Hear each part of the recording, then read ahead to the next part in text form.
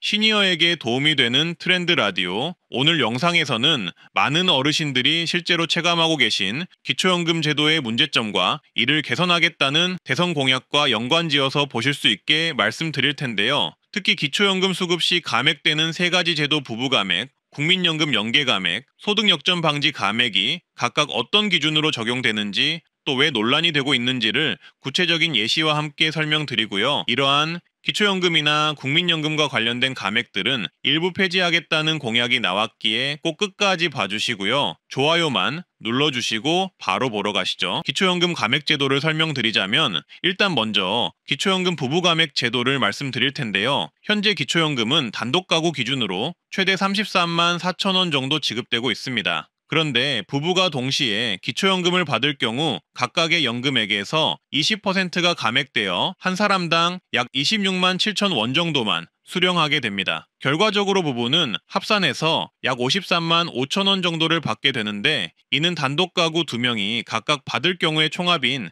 약 66만 9천 원보다 무려 13만 원 이상이 적습니다. 즉 똑같이 납세하고 국민으로서 권리를 누리고 있음에도 불구하고 부부라는 이유만으로 연금액이 줄어드는 구조라는 비판이 있는데요. 이러한 제도는 고령 부부가 함께 생활하며 느끼는 경제적 부담을 더 키우는 요인으로 작용하고 있습니다. 이러한 문제점을 지적해서 부부 감액 폐지 관련 공약이 대통령 후보의 공약으로도 나왔는데요. 영상 뒤편에서 봐주시고요. 다음으로 보실 감액 제도는 국민연금 연계 감액입니다. 국민연금을 받는 사람에게 기초연금을 전액 지급하지 않고 일정 금액 이상 받는 경우 기초연금을 깎는 제도입니다. 기준은 기초연금 기준연금액의 150%입니다. 즉, 국민연금 월 수령액이 약 50만 2,200원을 넘으면 기초연금이 감액되기 시작한다는 것입니다. 예를 들어 국민연금을 55만 원을 받는 어르신이 있다면 이분은 국민연금을 기준 이상으로 받는 것이기 때문에 기초연금에서 일부가 감액됩니다. 감액 비율은 국민연금 가입 기간이 길수록 많아지며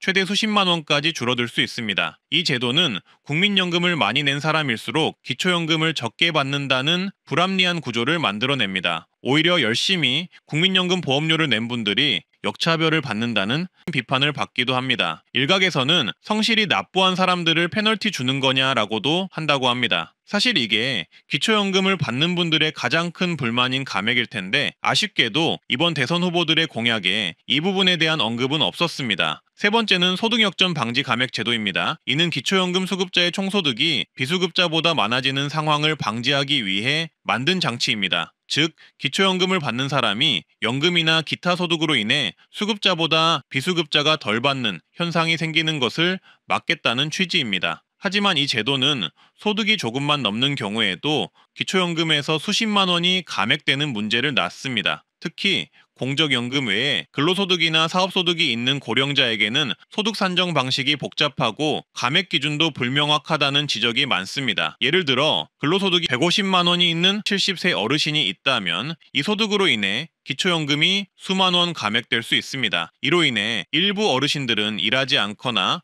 이는 근로의욕 저하로 이어지는 악순환이 됩니다. 그래서 지금부터가 중요한데요. 이재명 대통령이 새롭게 취임함으로써 현재 기초연금 정책이 변화를 앞두고 있으며 추가로 노인 정책 또한 상당 부분 변경이 되는데요. 내용을 가볍게 한번 보시면서 앞으로 노인 정책이 어떻게 변경될지 기억해 놓으시는 게 좋겠습니다. 일단 공통 공약으로 민생경제 활성을 위한 약 30조 이상의 추경을 통해 소비 진작을 위한 지역화폐, 소비 쿠폰 등의 정책이 펼쳐질 것으로 예상이 되고요. 또한 통신 분야에서 기초연금 수급 어르신이 받는 통신요금 감면 혜택이 자동 적용이 되도록 변경하겠다고 합니다. 현재는 해당 정책을 몰라서 신청을 안 했거나 신청 과정이 번거로워서 신청 못한 분들이 많을 텐데요. 그냥 자동 적용 및 할인되게끔 변경한다고 합니다. 그리고 기초연금 부부 감액 제도가 단계적 폐지가 됩니다. 현재 부부가 모두 기초연금을 수급할 경우 각자의 기초연금액이 20% 감액되는 제도가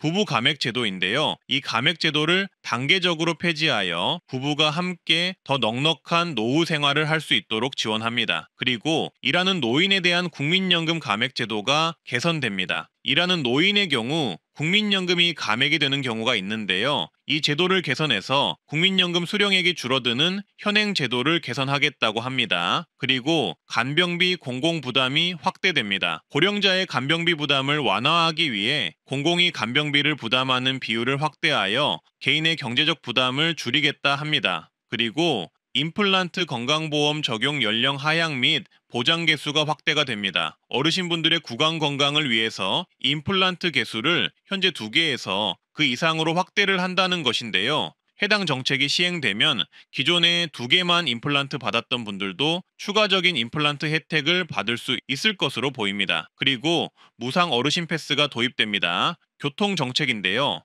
해당 패스는 정액권으로 광역교통망을 거리 비례 추가 요금 없이 무제한으로 이용할 수 있는 정책이라고 합니다. 구체적인 내용은 향후 정책이 나와봐야 알 수 있을 듯하고요. 그리고 노인을 위한 생애 전환 문화 패스가 도입된다고 하는데요. 문화 관련 지원으로 예상됩니다만 구체적 내용은 나오지 않았습니다. 그리고 주택연금 제도를 확대해서 가입 대상을 완화하겠다고 하고요. 또한 방문 진료 서비스가 확대될 듯합니다. 격오지 방문 지원이나 노인들을 위한 방문 진료 서비스 등 이 공약이 되었습니다. 그리고 중증호흡기 질환 조기 진단 및 예방적 치료 강화가 약속되었는데요. 현재는 독감, 폐렴, 코로나, 결핵 등에 대한 어르신 지원이 있는데 추가적인 정책이 나올 것으로 보입니다. 또한 주택 정책으로는 고령자 복지주택을 확대하고요. 은퇴자들이 모여 살 수 있는 대규모 거주시설을 구현하겠다고 합니다. 그리고 경로당주 5일 급식 지원 등을 포함해서 노인 여가복지 시설 지원을 확대하겠다고 하고요. 고령운전자 페달 5조작 방지 장치 구매 시 지원을 확대하는 정책도 공약을 했습니다. 그리고 어르신 실버 여행 지원 정책 공약이 있었고요. 노인 스포츠 강좌 수강료 지원의 공약이 있었습니다. 따라서 향후 해당 정책들이 어떻게 구체적으로 시행이 될지 지켜보시는 게 중요하겠고요. 이번 대통령 공약에서는 일부 어르신분들이 기대하는 국민연금 기초연금 연계감액 폐지, 기초연금 생계급여 중복지급, 모든 노인 기초연금 지급 등의 정책은 없었습니다. 아무래도 기초연금의 재정 지출이나 국민연금에 관해 젊은 세대들의 불안감이 점점 커지고 있는 상황이다 보니 이번 대통령 선거에서도 관련 내용은 빠졌을 것으로 예상이 됩니다. 앞으로는 세대 간의 의견 격차를 정부가 어떻게 조절하냐가 중요해질 듯 합니다. 관련해서 이번 정부의 새로운 정책들에 대한 세부적인 사안이 나오면 영상으로 만들어서 말씀드리겠고요. 좋아요, 구독 한번 눌러주시면 감사하겠습니다. 오늘도 건강하고 행복한 하루 되세요. 감사합니다.